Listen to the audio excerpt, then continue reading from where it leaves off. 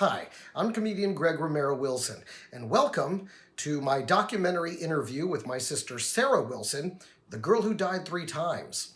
In part 1, The Cracked Window, she discusses what it's like to die, and what happens when you get to the other side, and what happens when you come back. I hope you stick around till the end for a very special message about how you can help Sarah's incredible journey continue. And now, part 1. Cracked Window. The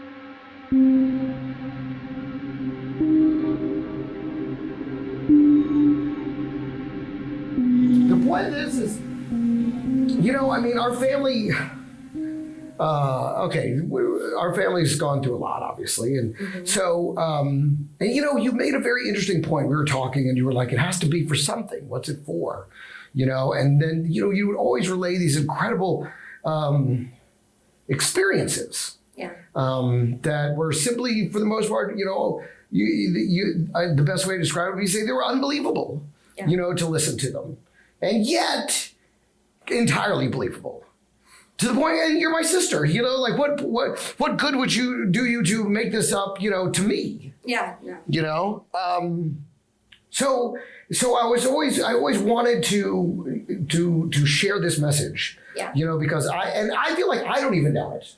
I don't even know how deep this message is, how much what this experience is. I only get little flashes of it that you share with me, whenever you're kind of telling a story about this happening or that happening, and you saw this or felt that, and I get these little glimpses of it, but I never really get the full revelation of it. And I feel like, let's just see, I just want you to share what these extraordinary experiences you've had. So let's just start at the beginning. And again, anything you don't want to say, you don't have to say. Anything that later you're like, I want that taken out, we'll take it out. It's not a big deal. But I think the first thing for me is okay, so when you were born, you had to have many surgeries in your first 3 years of life. Do you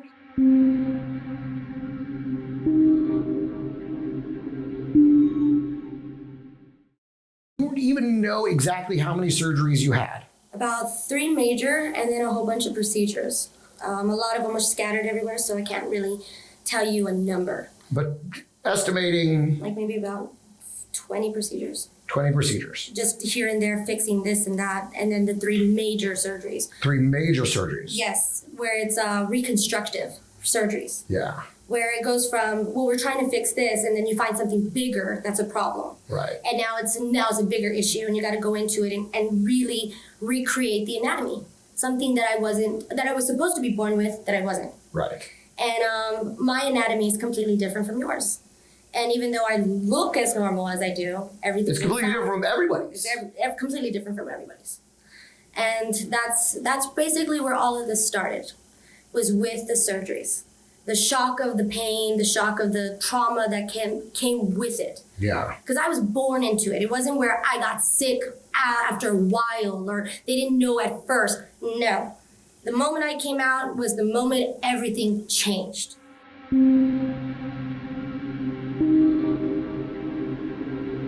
I came out with Vater syndrome, which was a very rare disease that they're still learning more about it every day. And it's a genetic disease where it mutates the genetic genes. So the way that I was supposed to be formed inside, I wasn't. Yeah. I was supposed to be born with 2 kidneys. I got 1, and it's in a weird position, not exactly even where it's supposed to be. Right. Then where the second kidney is supposed to be on the left side, I have 1 ovary in the place instead of the kidney. Right.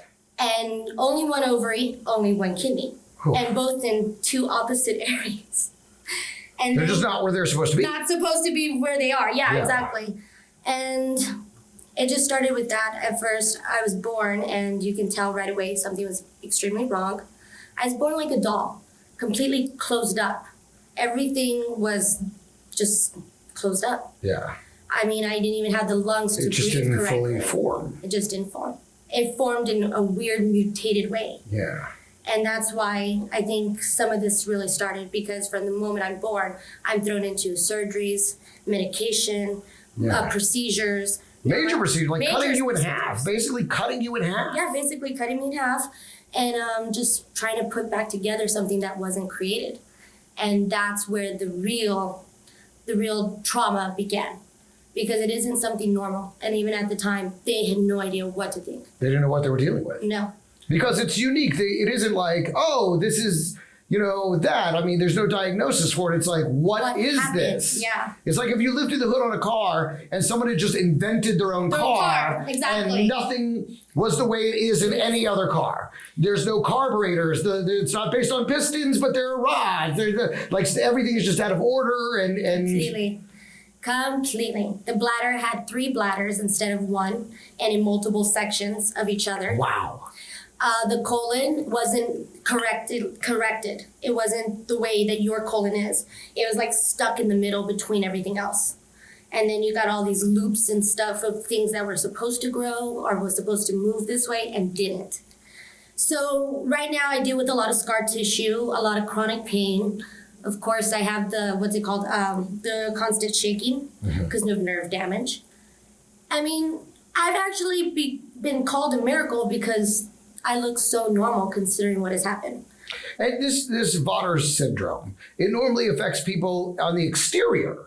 Isn't that right? Yeah, well... And yours is like one of the few cases that it was internal. Mm-hmm. Well, actually, it can mutate. That's the thing. There's like so many different versions of it. Oh, so it just mutate any way it wants, and it's just all it's all Vater syndrome. And there's different forms of it. There's Potter syndrome, there's Vater syndrome, there's also Down syndrome that's connected to that as well. And it's all because of the way the fetus was created. It's not normal. It got basically contaminated in some way.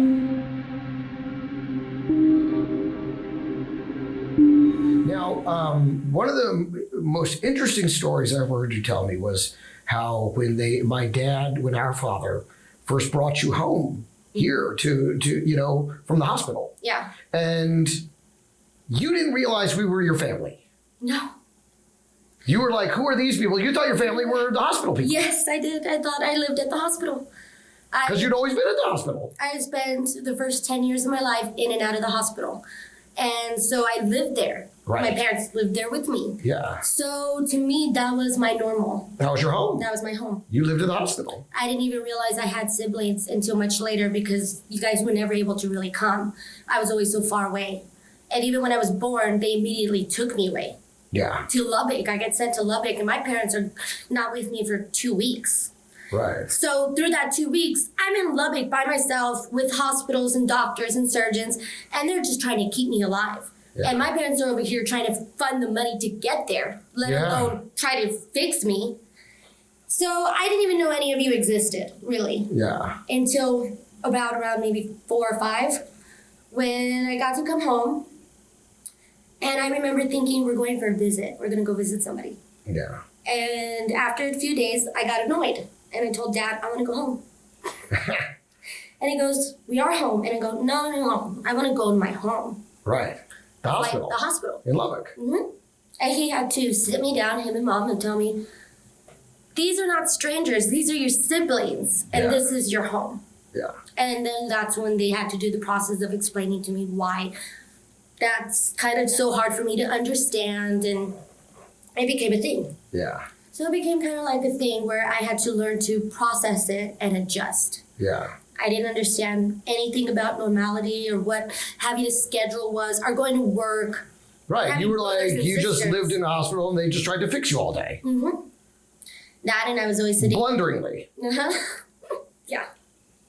So. And you at one time it also expressed to me that you kind of developed a split personality, the one that kind of took the pain and didn't trust people. Mm-hmm. Is this something you still feel today? I've had to learn to control that. You control that? Because I believe that came in with the trauma of the surgery. That's exactly right. I believe that too. So, that is what opened the window.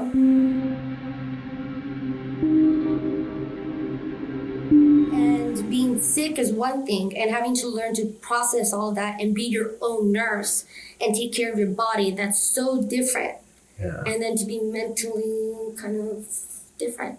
Yeah. And I never told the doctors that because I remember watching a movie when I was little. And it was, I think, One Flew Over the Cuckoo's Nest. Right. And they wouldn't let him out of the hospital. Right. And he starts losing it because he couldn't believe it. Like he thought, I'm supposed to be here for a period of time and then you let me leave. And they all start laughing at him about how long they've been there, and that's not how it goes.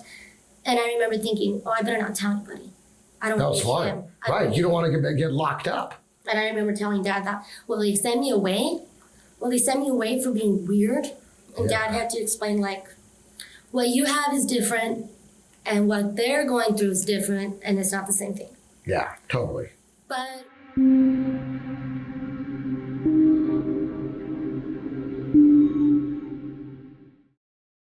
when I was 6, one of the major surgeries happened again because the bladder wasn't cooperating. Like, it's not working right. And I was having a lot of UTIs and infections, and it was starting to cause a lot of trauma. I mean, a lot of pain, suffering. We didn't know what to do. So finally, we went back to Lubbock. We got sent back to Lubbock, and right back into surgery it went. And that's when the out-of-body experience happened. That was the first one. That was the Now, first is this one. your second or third major surgery? It's about the third or fourth major surgery. Because Okay. the first 3 are when I'm babies, and then it goes back to, and then after a while, I get sent home. Right. And that's when all the symptoms started. And then I Okay. get sent back again when I'm 6. Okay, so this sixth one, this is the one. Mm-hmm. Okay, so this is your fourth major surgery now. Yeah. Okay. They told my parents it wasn't going to be as long as it ended up being. I ended up being in surgery for 10 hours. Jesus. And there were some complications, and I think that's why I ended up dying. But they never put that on the paperwork. I don't think they really wanted to be caught for fucking up, you know? Yeah.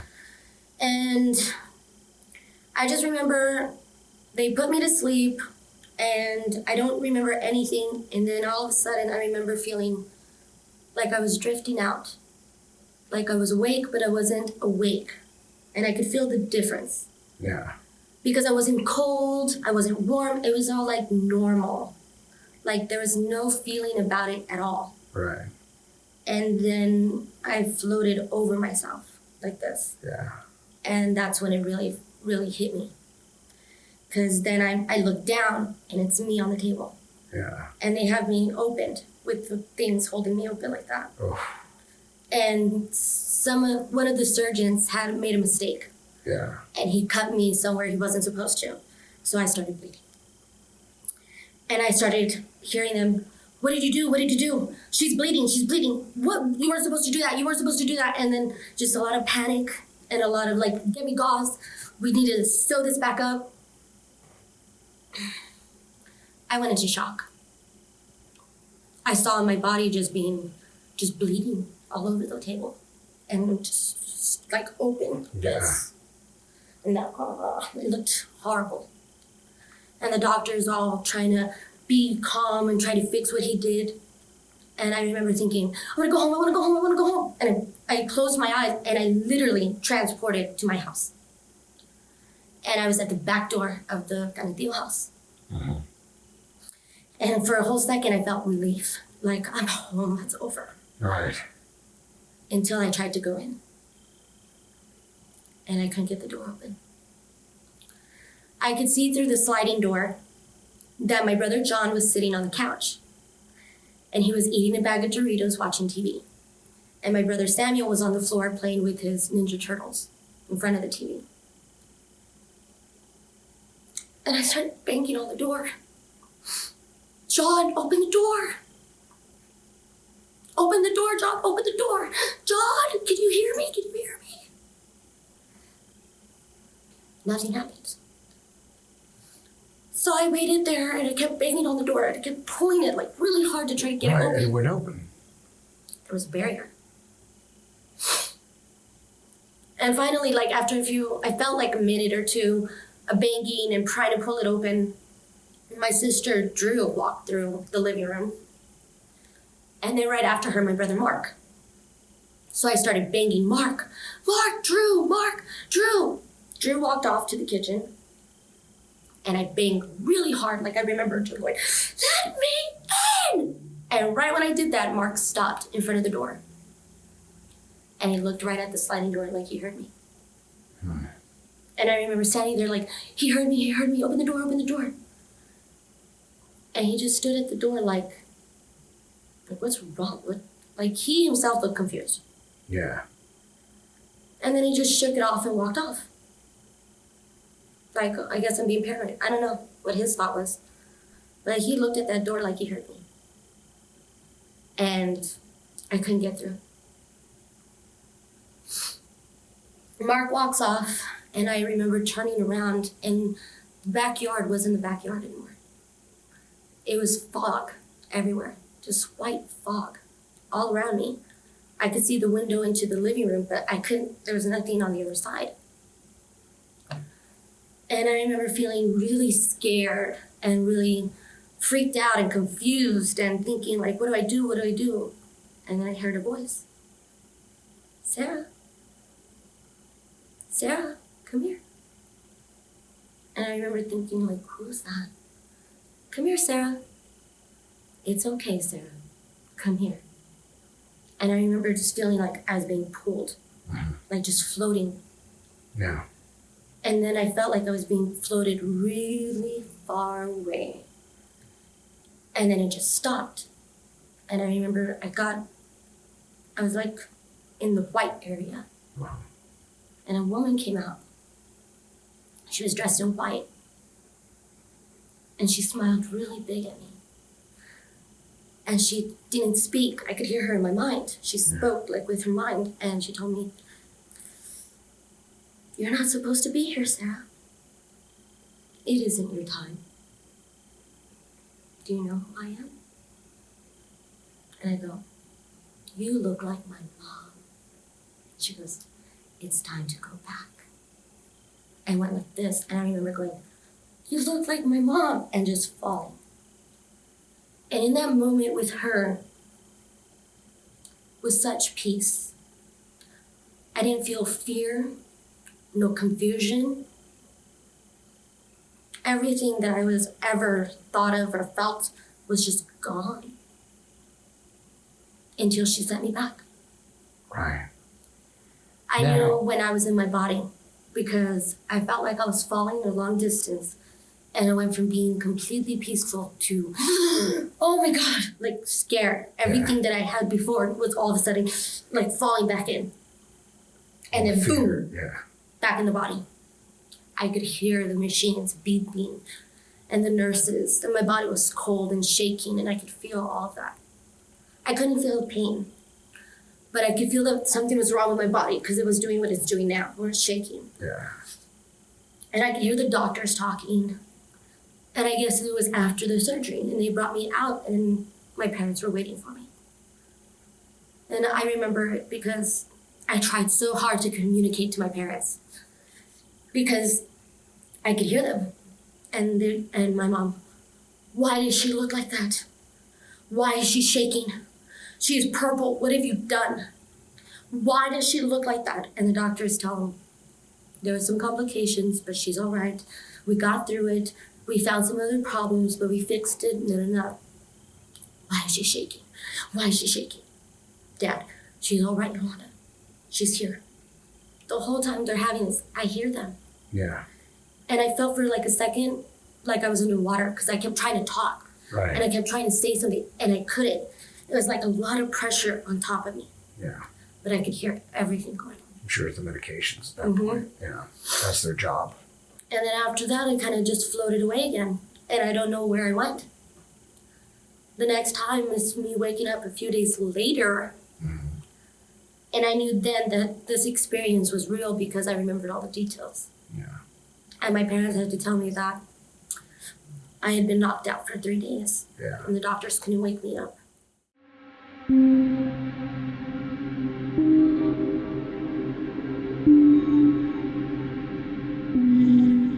Hi, I'm comedian Greg Romero Wilson. If you're watching this, then you probably just finished watching part of the documentary interview I did with my extraordinary sister, Sarah Wilson, and her experiences with the afterlife and the other side. Unfortunately, for Sarah's incredible journey to continue, she needs a kidney transplant, and given her unique physical conditions, that means it has to come from a living donor, which means myself or one of Sarah's other brothers. And while we are ready, willing, and able to help, unfortunately, that means twice the surgeries, twice the expense, twice the recovery, twice the medications, twice the travel and accommodations. And obviously insurance isn't going to cover all of that. So we've started a GoFundMe. And if this interview in any way touched your life, spoke to you, we would love your support at this time. If you can help us out, anything you give would be greatly appreciated. Just go to the link that you find in the description of this video. Thank you very much. From my family to yours, God bless.